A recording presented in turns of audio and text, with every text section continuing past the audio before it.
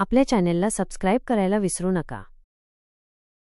एका शांत छोट्याशा गावात हिरव्यागार शेतांमध्ये वसलेलं एक घर होतं। त्या घरात राहत होती सुमन, तिची 2 लहान मुलं आणि अधूनमधून येणारा तिचा नवरा प्रकाश। प्रकाश शहरात एका कारखान्यात कामाला होता। तो दर आठवड्याला किंवा पंधरवड्याला घरी यायचा। सुमन एकटीच घर सांभाळायची, मुलांची काळजी घ्यायची आणि शेतीच्या कामांना हातभार लावायची। पण शेती आणि घरकाम यांचा भार तिच्यासाठी जड होऊ लागला होता। म्हणून तिने गावातल्या एका तरुण मुलाला, सचिनला, ड्रायव्हर म्हणून कामाला ठेवलं। सचिन हा गावातलाच, वयाने साधारण 25 वर्षांचा, शांत आणि मेहनती मुलगा होता। तो गाडी चालवण्यात तरबेज होता आणि घरातली इतर कामंही तो तितक्याच ताकदीने करायचा। सुमनला त्याच्यावर विश्वास वाटायचा। तो मुलांशीही चांगला वागायचा, त्यांच्याशी खेळायचा।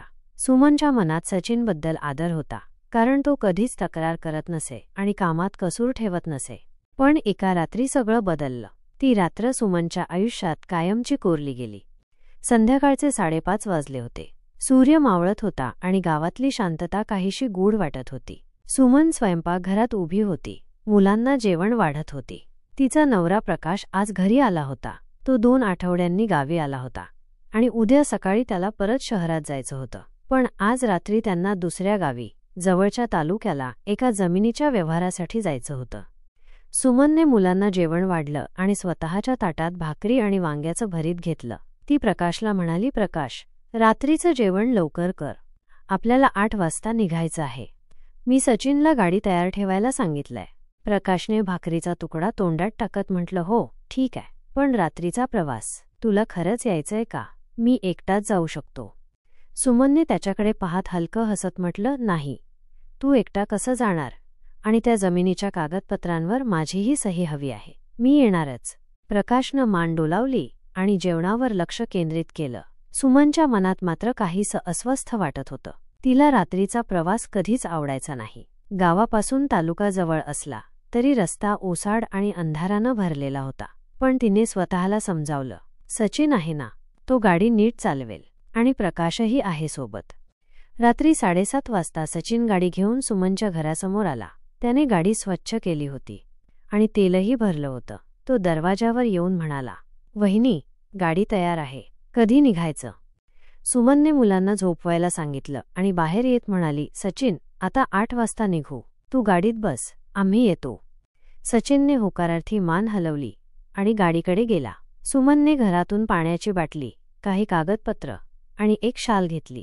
प्रकाशनेही आपली पिशवी उचलली आणि दोघं गाडीकडे निघाले। गाडीत बसताना सुमनने सचिनला विचारलं, सचिन, रस्ता ठीक आहे ना? काही अडचण नाही ना? सचिनने मागे वळून हसत म्हटलं, काही काळजी करू नका वहिनी, मी रस्ता नीट पाहिला आहे आणि गाडीही एकदम फिट आहे। प्रकाश पुढच्या सीटवर बसला आणि सुमन मागच्या सीटवर। गाडी सुरू झाली आणि गाव मागे पडलं। रात्रीच्या शांततेत गाडीचा आवाज आणि अधूनमधून येणारा झुरझुरणारा वारा याशिवाय काहीच ऐकू येत नव्हतं। रात्री 9:30 वाजले होते। गाडी आता गावापासून बराच पुढे निघाली होती। रस्त्याच्या दोन्ही बाजूंना दाट झाडं आणि काळोख होता। अधूनमधून एखादा ट्रक किंवा गाडी समोरून यायची आणि तिच्या हेडलाईट्सच्या प्रकाशात रस्ता काही क्षणांसाठी उजळायचा। सुमनला हळूहळू झोप येऊ लागली। तिने शाल अंगावर घेतली आणि मागच्या सीटवर झोपण्याचा प्रयत्न केला। प्रकाश आणि सचिन पुढे बोलत होते। प्रकाश म्हणाला, सचिन, तू किती वेळा हा रस्ता गेलायस? सचिनने शांतपणे उत्तर दिलं, बऱ्याच वेळा दादा, काळजी नको, मी हा रस्ता चांगला ओळखतो। पण सचिनच्या आवाजात काहीतरी वेगळं होतं। त्याचं बोलणं नेहमीसारखं उत्साही नव्हतं। प्रकाशने याकडे फारसं लक्ष दिलं नाही, कारण तोही थकला होता। काही वेळातच त्याची डोळे मिटली आणि तो गाढ झोपेत गेला। सुमनला झोपेत असताना काहीतरी अस्वस्थ वाटलं। तिच्या मनात एक अनामिक भीती दाटत होती। ती झोपेतून जागी झाली आणि तिने डोळे उघडले। गाडी अजूनही चालू होती, पण काहीतरी वेगळं वाटत होतं। तिने मागच्या खिडकीतून बाहेर पाहिलं। काळोख इतका दाट होता की काहीच दिसत नव्हतं। तिने सचिनला विचारलं, सचिन, आपण कुठे आलो? सचिनने मागे वळून पाहिलं आणि शांतपणे म्हणाला, वहिनी, अजून थोडं पुढे गेलं की तालुका येईल, तुम्ही झोपा। पण सुमनच्या मनात काहीतरी खटकलं। सचिनचा आवाज थोडा थरथरत होता। तिने प्रकाशला उठवण्याचा प्रयत्न केला, प्रकाश, उठ ना, काहीतरी बरोबर नाही। पण प्रकाश गाढ झोपेत होता। त्याने काहीच प्रतिसाद दिला नाही। सुमनच्या हृदयाचे ठोके वाढले। तिने पुन्हा सचिनला विचारलं, सचिन, खरंच सगळं ठीक आहे ना? सचिनने काहीच उत्तर दिलं नाही. त्याने गाडीचा वेग थोडा वाढवला. सुमनला आता खात्री झाली की काहीतरी गडबड आहे. रात्री 11 वाजले होते. अचानक गाडी थांबली. सुमनच्या छातीत धडकी भरली. तिने खिडकीतून बाहेर पाहिलं, पण काहीच दिसलं नाही. रस्त्यावर पूर्ण काळोख होता. तिने घाबरत विचारलं, सचिन, गाडी का थांबली? सचिनने शांतपणे उत्तर दिलं, वहिनी, टायर पंक्चर झाला आहे, मी पाहतो. तो गाडीतून उतरला आणि बाहेर गेला. सुमनने पुन्हा प्रकाशला उठवण्याचा प्रयत्न केला. प्रकाश, उठ ना, गाडी थांबली आहे. पण प्रकाश अजूनही झोपेत होता. सुमनला आता खूपच भीती वाटू लागली. तिने गाडीच्या दरवाजाकडे पाहिलं. सचिन बाहेर काहीतरी करत होता, पण त्याचा आवाज येत नव्हता. तिने हळूच खिडकी उघडली आणि बाहेर पाहिलं. सचिन टायर पाहत होता, पण त्याच्या हातात काहीतरी चमकत होतं. सुमनच्या डोळ्यांना विश्वासच बसला नाही. तो चाकू होता. तिच्या हृदयाचे ठोके इतके वाढले की तिला श्वास घ्यायलाही त्रास होऊ लागला. तिने पुन्हा प्रकाशला हलवण्याचा प्रयत्न केला, पण तो जागाच येत नव्हता.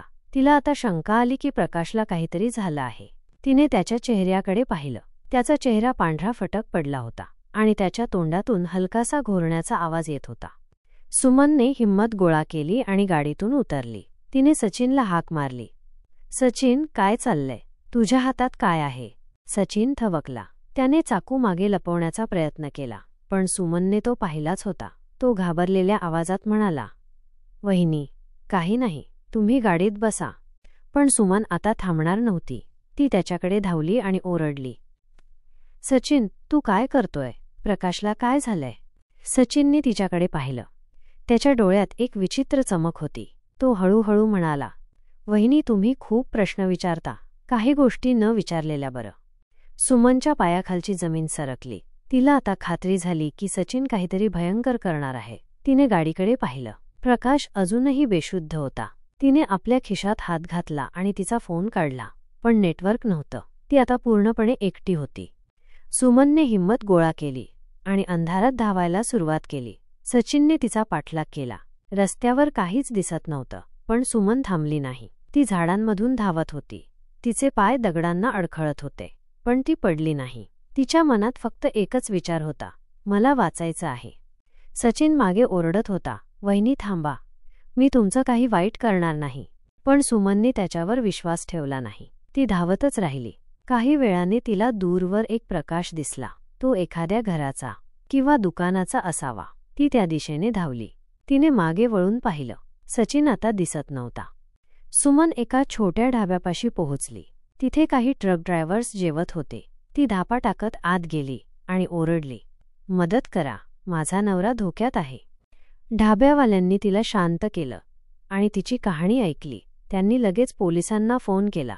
काही वेळातच पोलीस आले आणि सुमनच्या सांगण्यावरून गाडी असलेल्या ठिकाणी गेले.